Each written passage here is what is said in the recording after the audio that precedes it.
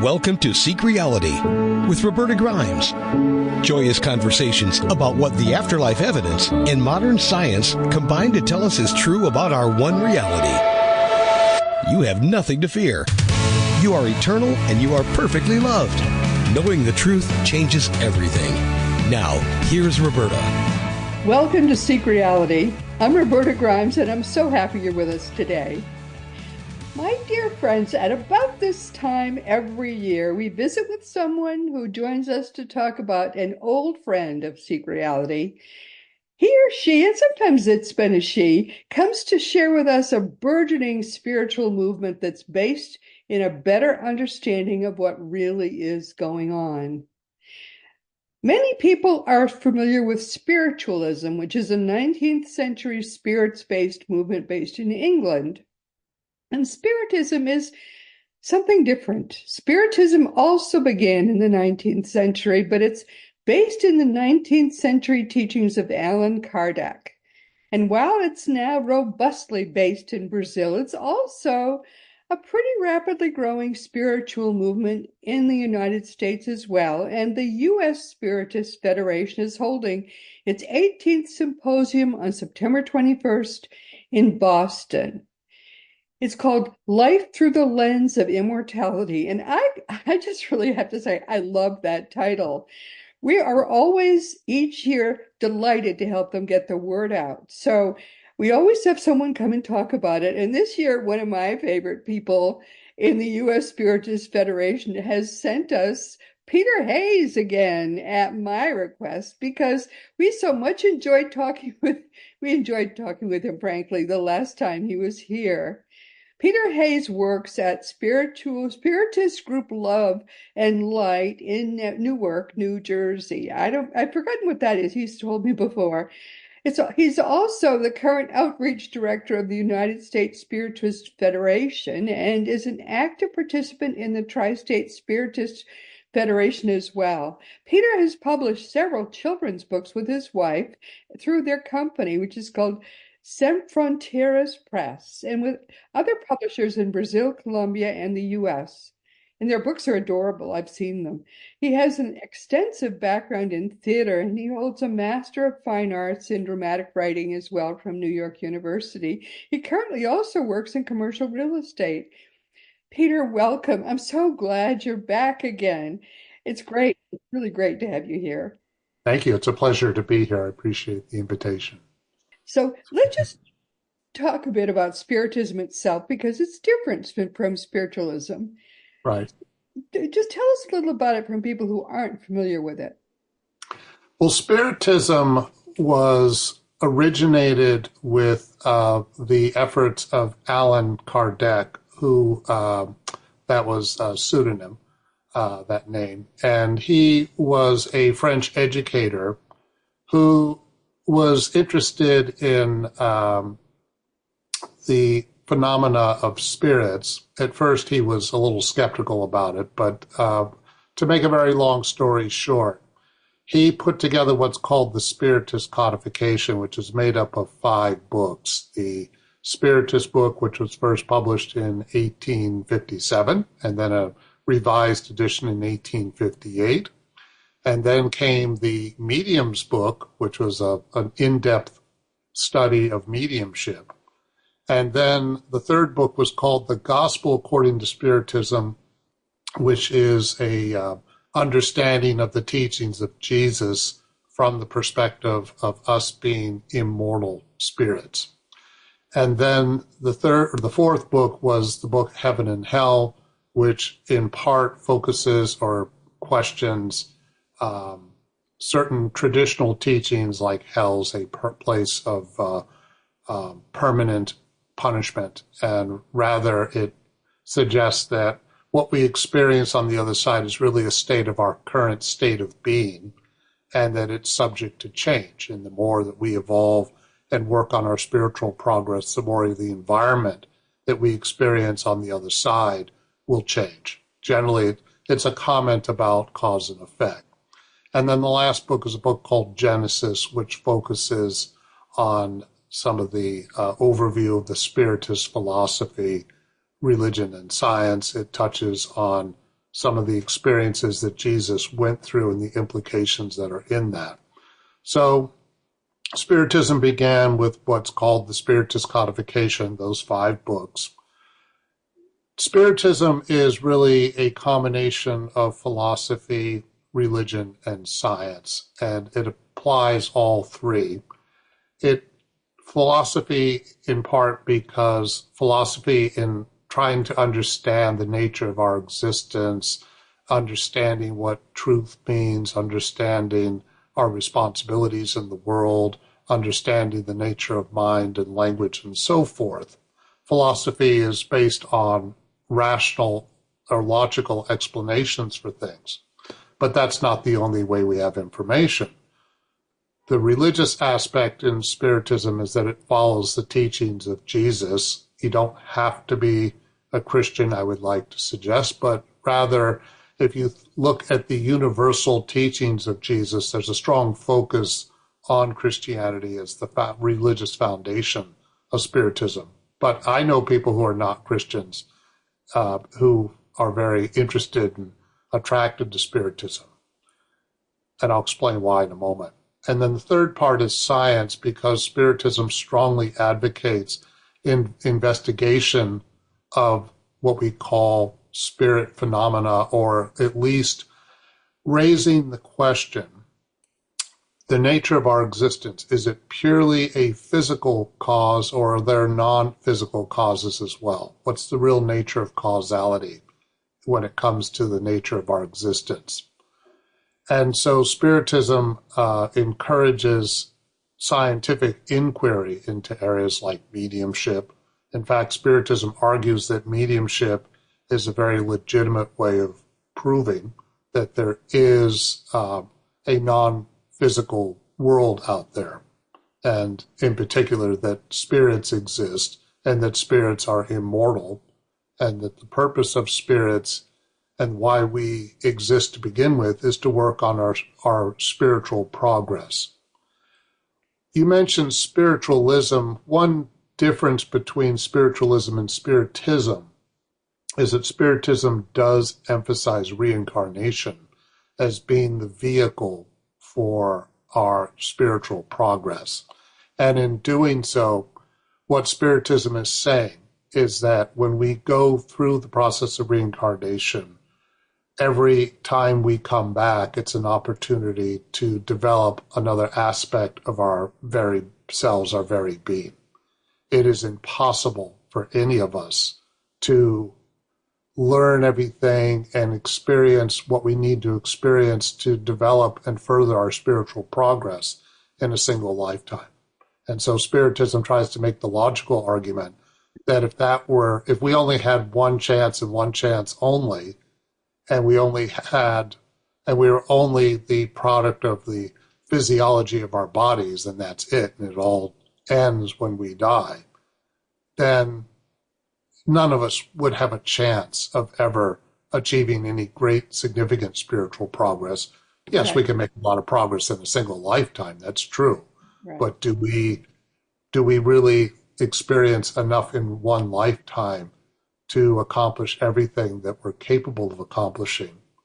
So again, Spiritism stresses that we're immortal spirits, which is the theme of this year's symposium, by the way, the 18th Spiritist Symposium. Yes. Yeah. So it's the 18th U.S. Spiritist Symposium called Life Through the Lens of Immortality, the Philosophy of Spiritism. That's the theme for this year's symposium. Every symposium we do has a different theme, but also a different location. This year, it will be in Boston on Saturday, September 21st, from 9 to 6. Doors open at 9:30. The program actually starts at 10 a.m.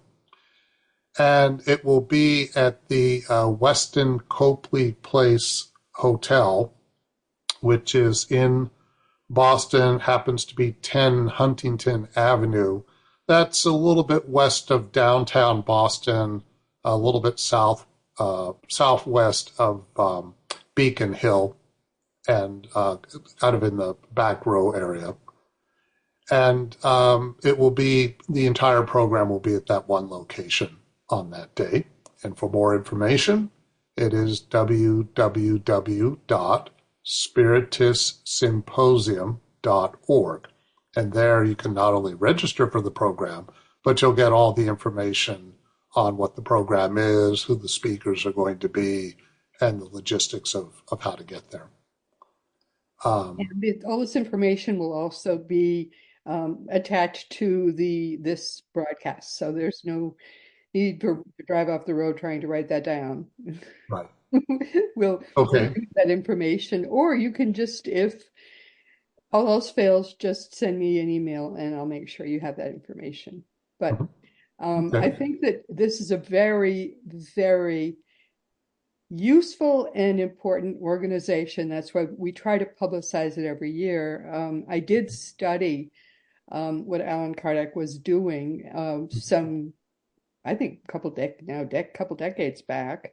And I thought that of all the organizations one could follow, this was the closest to the truth that I had separately discovered. And one of the reasons I felt that way was because he had learned to incorporate reincarnation in his studies. He had discovered that reincarnation was essential to spiritual growth. You needed to repeatedly come back. And the only question was, how many times did you need to come back? You could conceivably come once to this reality, but because we come here not knowing what we're doing, Right.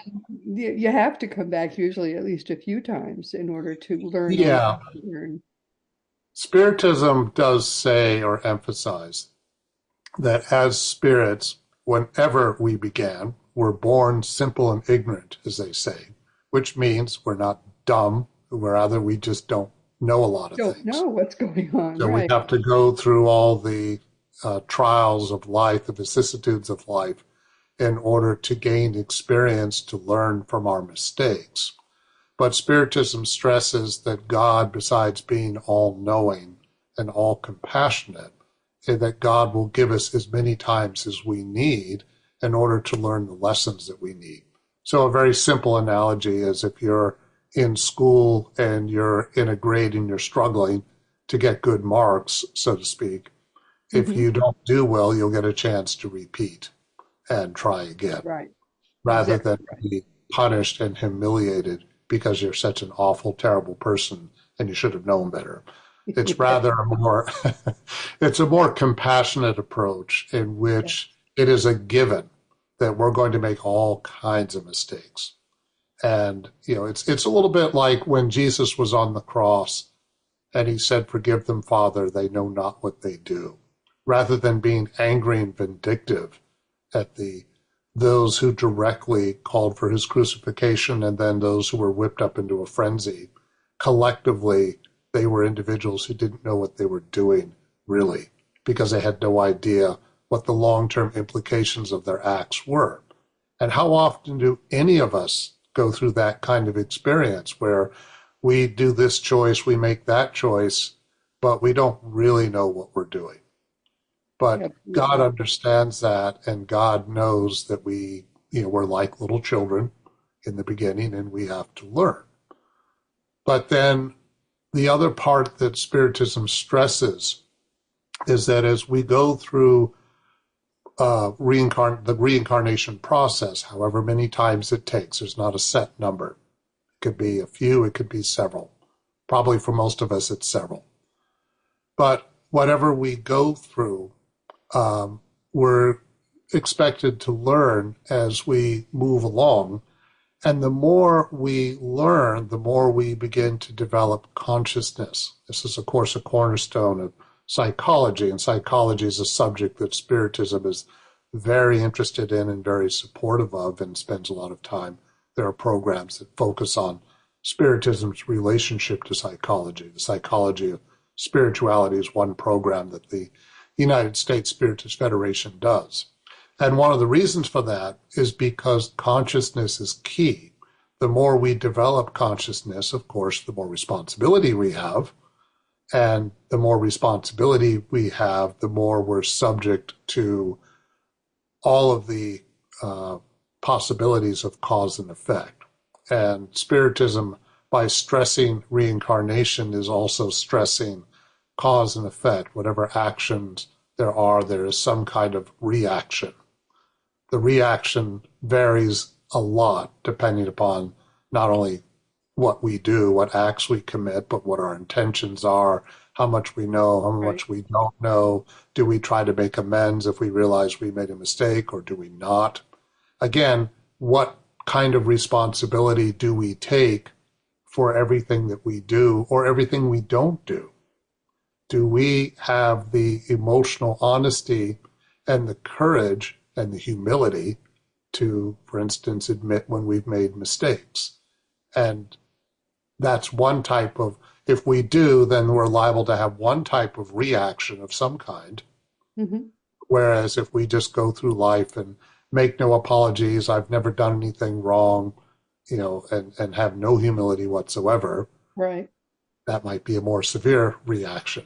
But God's reaction, it's not intended to be vindictive or punishing. It's like gravity. We're subject to the laws of gravity. If we jump off a cliff, God forbid, but if we do, we're going to fall, right? Right. That's true. So life through the lens of immortality is saying that we, first of all, we have a spirit. The spirit is immortal, and the spirit is subject to natural laws. And so that was one thing that Allan Kardec stressed a lot in the Spiritist codification, that we're subject to natural laws. And one of them, it's argued, is cause and effect. This is all based, by the way, on testimony from a variety of spirits from the other side through mediumship. Again, one of the ways that Spiritism makes the case for the immaterial world is mediumship. I'll mention, I do want to focus a little bit on what the U.S. Spiritist Symposium is going to focus on, but I'll just say very quickly, there have been studies done, quite a few in the last 150 years, on the subject of mediumship and near-death experiences and PSI and everything else, right? You're quite familiar with that, I'm sure. Yeah. So this is an area that deserves more inquiry, and we're really, in many ways, at the beginning. In fact, it's even a question as to what paradigm might be the best paradigm. So we're still at a stage where many different approaches to this stuff can be approached, scientifically speaking, to see what makes the most sense. But Spiritism is certainly questioning this notion that we're nothing more than physical causes and that's it. That aren't, when we talk about consciousness and mind, is it purely from a physical cause, or is there a spiritual component? And what does that really mean? Well, Spiritism has a lot of opinions about that, but this is a subject that in today's world is still very much a question that hasn't been fully resolved in a way that, many people either accept or have come to terms with in some way. Mm-hmm. But the U.S. Spiritist Symposium, in its theme on life through the lens of immortality, it makes a big difference if we are indeed immortal spirits. But right. So what I'll do is I'll just quickly outline some of the features of this year's symposium. There's going to be 6 sessions. First, there'll be a video that kind of gives an overview of what philosophy is, because part of what Spiritism focuses on is philosophy, the nature of our existence, what does that mean, and so forth, and done through logical arguments. But philosophy is not the same thing as science, which of course relies on empirical evidence and verification, Mm-hmm. and religion, which is often a set of beliefs that are based upon a certain understanding of the world, can often be based on faith. Faith is, by its nature, something that you may not really can't prove empirically, because if you can prove something empirically, it doesn't need to be faith anymore. It is Right. real. But Wonderful we point. often Yes. live with faith, and faith plays a very important role in our lives, as Yeah. does religion, Yes. in terms of our emotional health and mental health and so forth. So the video will be an outline of what philosophy is. That's the first part of the program for the U.S. Spiritist Symposium. And then the of the 6 sessions, the first one's going to focus on kind of the philosophical origins of Spiritism from Socrates, Plato, Pythagoras, I'm guessing, all the way up to Kardec, because there are certain thinkers from our philosophical history that helped lay the groundwork and the context for Spiritism. Certainly Socrates, Plato, Rene Descartes, Immanuel Kant, and so forth, Rousseau, and so forth. That's another thing I like about Spiritism. Mhm. It's for thinkers, it's for It sophisticated is. people. It is. Yes. Just very quick point. Spiritism requires a great deal of study. You have to want to do that sort of thing, because Spiritism is about self-improvement, Yes. but it's not just study. It's also about, well, how do we put this into practice in our daily lives, and how can I benefit as a result of spending time with this subject? And one of the things that I Mhm. like about it is Mhm. that I hear from people who have been turned off by the Christian religion in part because Mhm. there's no place to go with it. They Mhm. want to be able to be deep thinkers and learn more and go somewhere with it, and there Mhm. is nowhere to Mhm. go with it. With Okay. this, you know, he frankly he developed places people could go if they wanted to learn more. Yes. Yeah, absolutely. It's easy. Because, yeah, I'm sorry. No, just Okay. deep. It really, you Mhm. keep going, you keep digging in there, you can always find something. It's great. Yes. And a lot of times when you've read one passage from a book in the Spiritist codification, when you go back and read it again, it'll speak to you differently, Yes, because we are in a different place. right. Uh, and one of the things that Spiritism does is has, of course, a great deal of respect and reverence for Christianity, but it does For also, Jesus, for Jesus as absolutely, a thinker, absolutely, yes, yeah. It sees Jesus more as the most evolved being that ever was on the planet. yes, And one of the things it stresses, though, and one can make the argument for this, is that there's room in Christianity for the possibility of reincarnation, which I know is a controversial subject among Christians. I get that. No, But you're also right, in but Judaism. that's exactly right. Reincarnation does happen, and I think Jesus talked about it. Yes, and Spiritism, the Gospel, the third book in the codification, the Gospel according to Spiritism, focuses on that, among other things, and Yes, stresses how that's possible. yes, Certainly in Judaism, and of course, Judaism is the foundation of Christianity. yes, There's room for reincarnation in Judaism as well. right. Kabbalah, Sure. the whole mystical side of Judaism, which came centuries later after the Torah and the Hebrew Bible as a whole. Uh-huh. Uh, that there's room in Judaism for that as well. And so it's not that Spiritism's understanding of the nature of our existence is in a vacuum. And I think I've said this to you before, but I'll repeat it. Spiritism does blend Christianity with Eastern religions too, in terms of Buddhism, Hinduism, Right. which of course do It talk a great deal about. all fits together. Right, Exactly. right. Because at the end of the day, if we are immortal spirits, either all of us are, and that is the nature of our existence, that's Mhm. part of who we are, or it isn't. Yeah. It applies to everyone. And this Yes. is one of the things that Spiritism tries to stress in its focus on saying there's the physical world that we all are experiencing here and now, but there's also the non-physical world, which is the more permanent one, because to make an obvious point, everything we go through here is temporary. The only thing we take with us is what we learn and who we are as varied beings, but everything else we don't hang on to, of course. And I think Spiritism is the only philosophy that does this successfully. At least it's the only one Mm. I've found. Mm. It's great to hear, but yeah. So the first session in the U.S. Spiritist Symposium will focus on do an overview of some of the philosophical trends that lead up to Spiritism, its roots, you could say.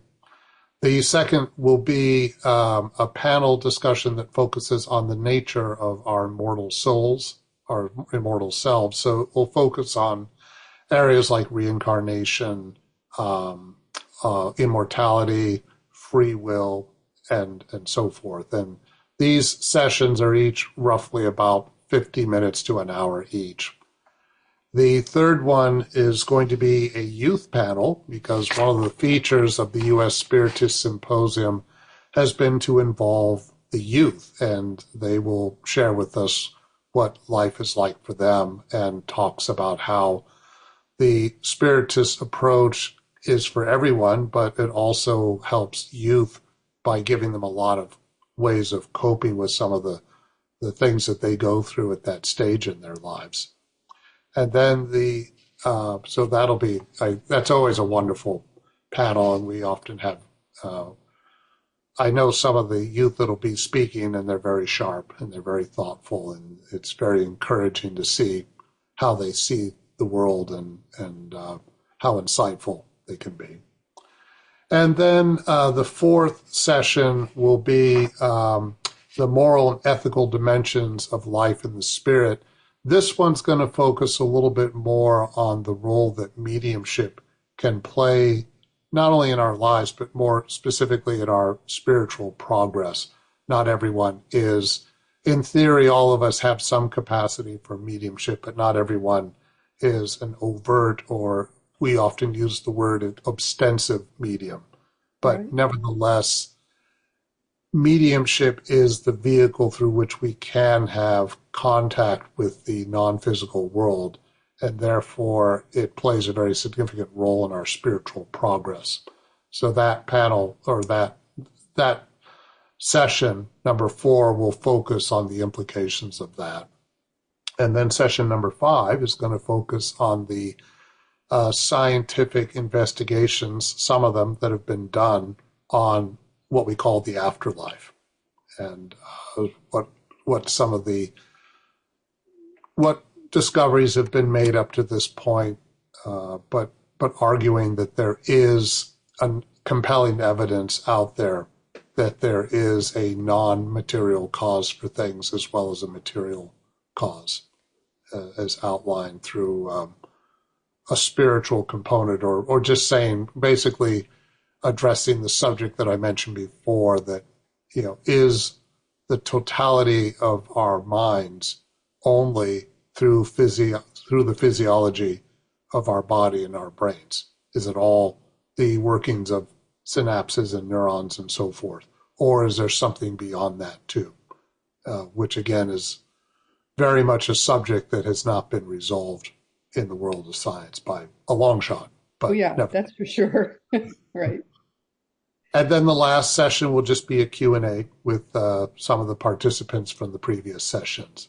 And I think what this year's symposium is doing is certainly calling attention to the implications of what it means if we are immortal spirits, as a way of defining ourselves.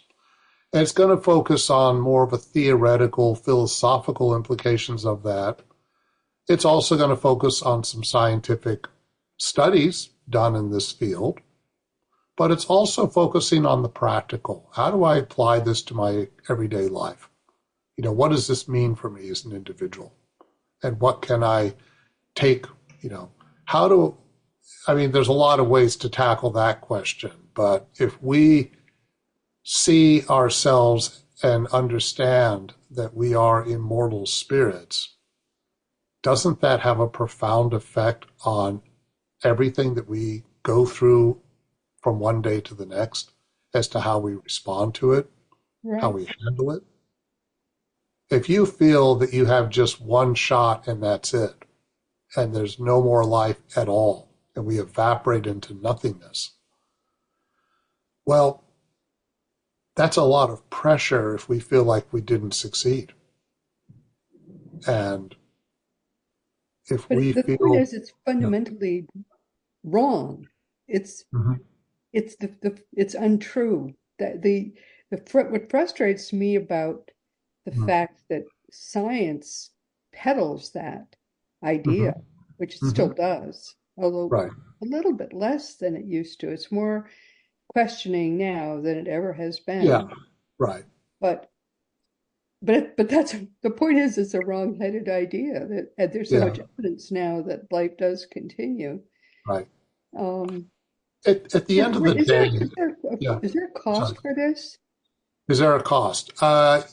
Yes. Oh gosh. The registration is, I don't want to misquote it, but you have to go online to double check. It's not very expensive though. I, I want to say it's around $60, $70, and I apologize if I misstate what the Yeah, amount is. I thought there was a small fee, but I just didn't know what it Yeah, was. but it's not a very expensive thing to participate in by any means. I mean, it's Yeah, a full day program. So we'll put the cost with the I should stress, by the way, that Spiritism is a nonprofit activity. The United States Spiritist Federation and all Spiritist centers, the United States Spiritist Federation is a registered nonprofit, and not all Spiritist centers, but many are registered nonprofits, and they operate on very small budgets. Whatever money they raise usually goes to either pay the bills, which of course need to be done, or it could be done for charitable activities. But if you right, want to participate in a study group at a typical Spiritist center, there's no charge at all. Spiritist centers do encourage donations, of course, because again, they need to cover their costs. But that's the gist of it. All Spiritists are volunteers or no paid professionals in this movement at all, right. which, It's like any other spiritual organization there right. or religion. That's Yeah. basically And actually that while I'm thinking about it, like in the world subject of mediumship, Allan Kardec was very opposed to charging for mediumship. And right, the reason is because mediumship's a very delicate process that is subject, first of all, for mediumship to happen, you need a spirit that's willing and wants to communicate, and you need a medium who can receive that spirit. So it's a collaboration. And if a medium is expecting to have a spiritual cooperation on demand, whenever someone has paid him or her to do so, that's kind of dubious. Now, that doesn't mean there aren't very talented and ostensive mediums that do charge, but it's not something that Spiritism does. So, just to stress that Spiritism's approach to mediumship is that it should not involve money in that way. right, right. So again, just to go back to my point about the U.S. Spiritist Symposium, there is a fee to get in, but it's not a significant one.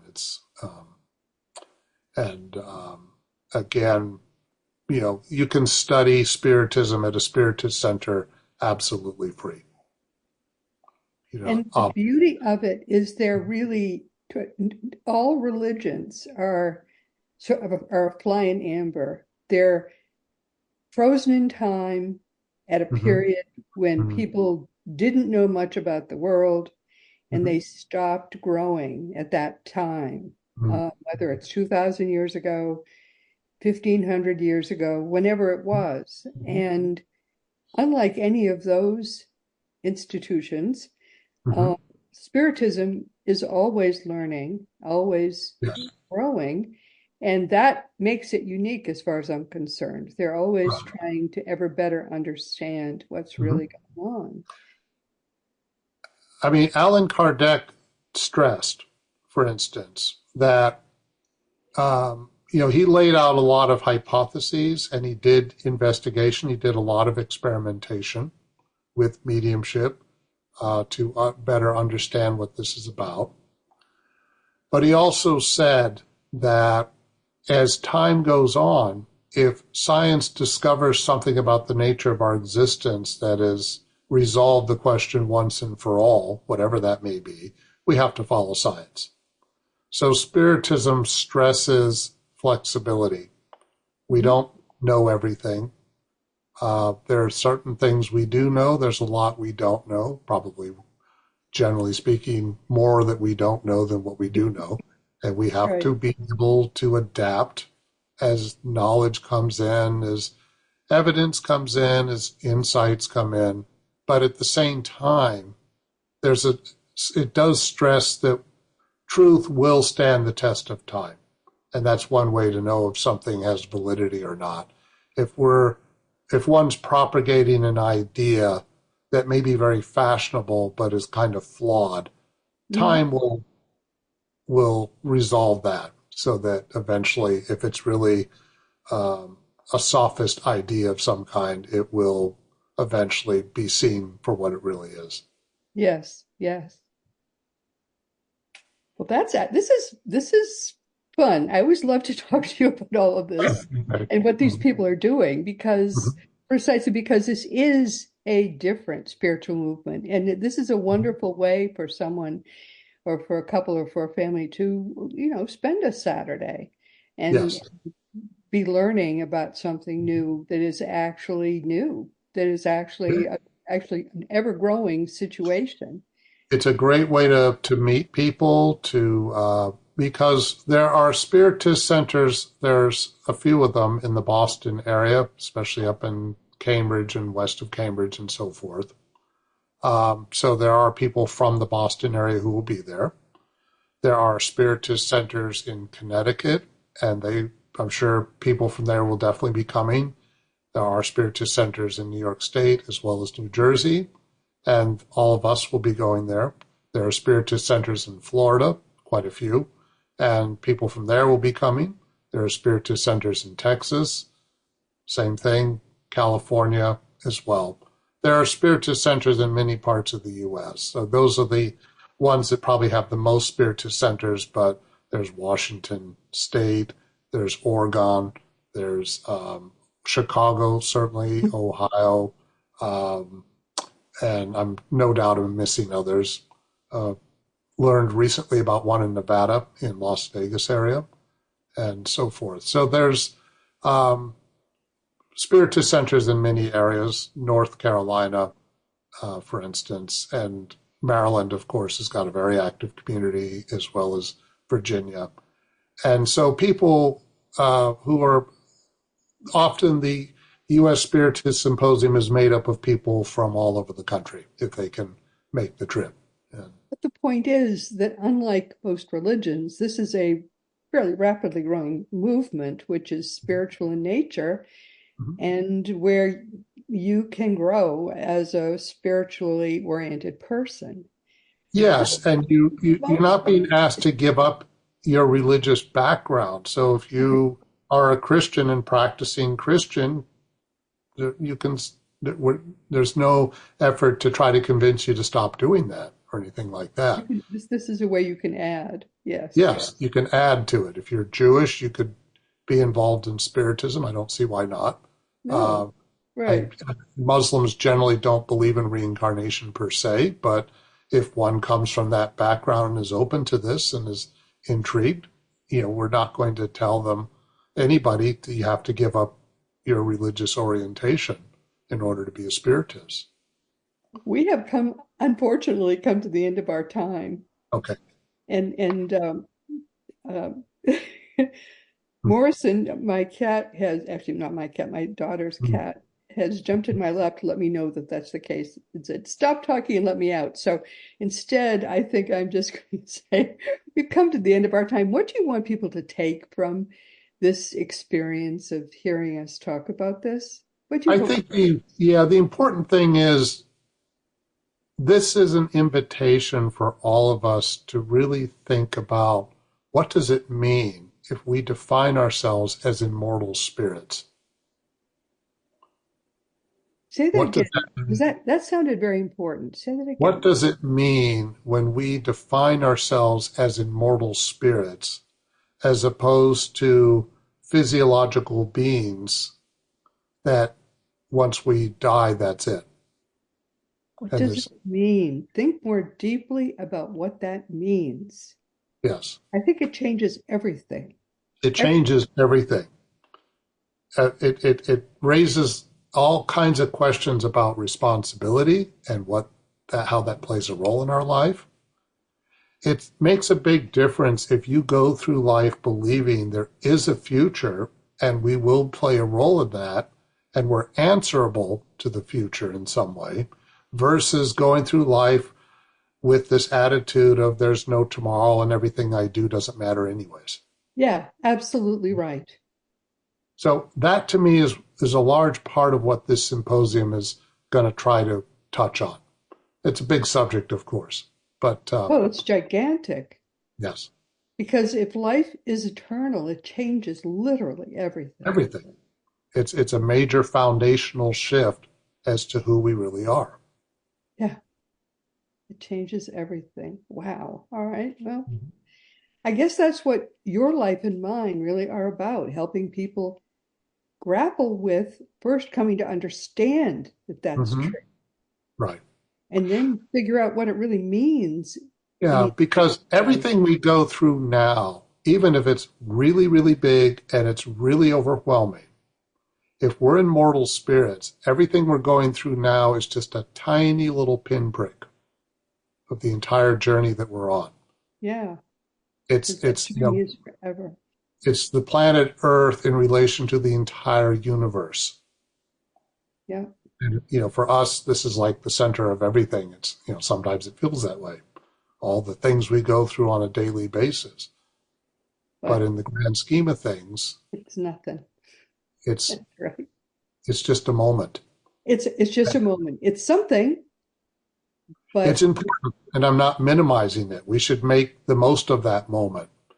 That's something that Spiritism stresses a lot. We should always, it's what Jesus emphasizes about planting seeds. That what we do now does make a difference, the makes a grain, big it's like a grain difference. of mustard seed, which is the tiniest of all the seeds, but when Yes, it's fully grown, it fills the garden, and right. birds can nest in its branches. Oh, how that, what a wonderful, Exactly. It's a great image for thinking about our relationship to not only ourselves, to one another, but in terms of the, humanity as a whole. wow. Wow. And that everyone matters and we're all equal in the eyes of God. We all have an opportunity for spiritual progress. And another thing I would add is we're not defined permanently by what we look like, our gender, our race. It's where we are at the moment. But spirits are defined by their very being, the what we learn and grow over time, not by our physical surroundings, including what we look like. 'Cause all Absolutely. that's temporary. Yeah. Thank you, my dear. That is so beautiful.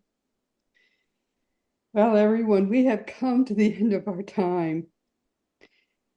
Please always, always remember that you are a powerful, eternal being. You never began, you never will end. And when you get what that means, all of what it means, as you've just heard from our wonderful, wonderful friend, Peter Hayes, that changes everything in your life for the better.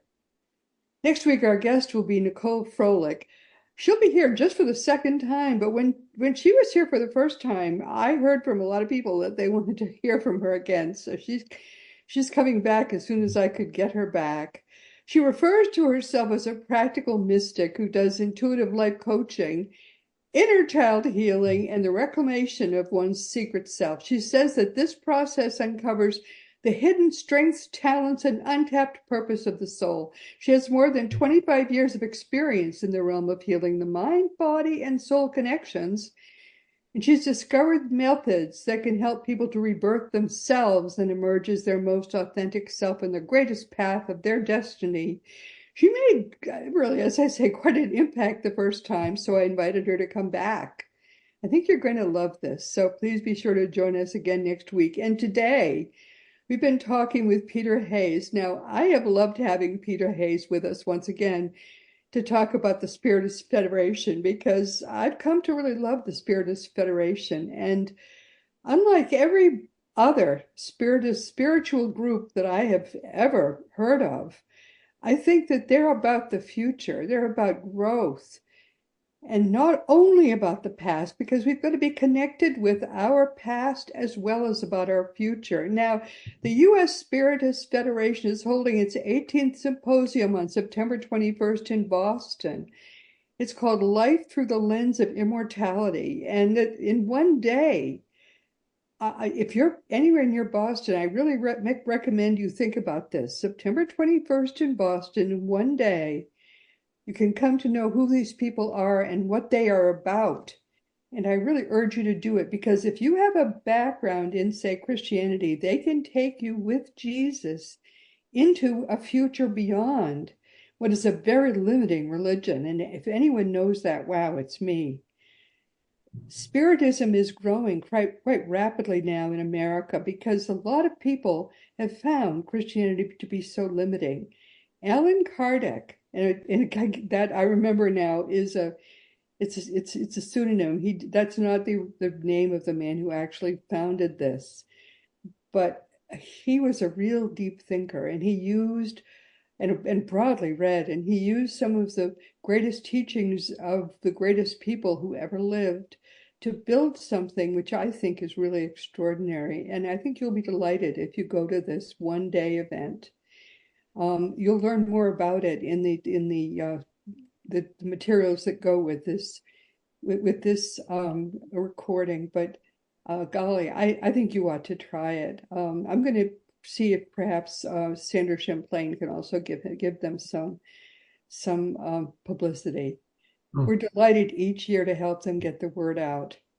Now, as you know, also our great friend Craig Hogan is the president of Seek Reality Online. Yeah, whether you like it or not, you are an eternal being, so you may as well go to seekreality.com and start learning about what it really means to be an eternal being.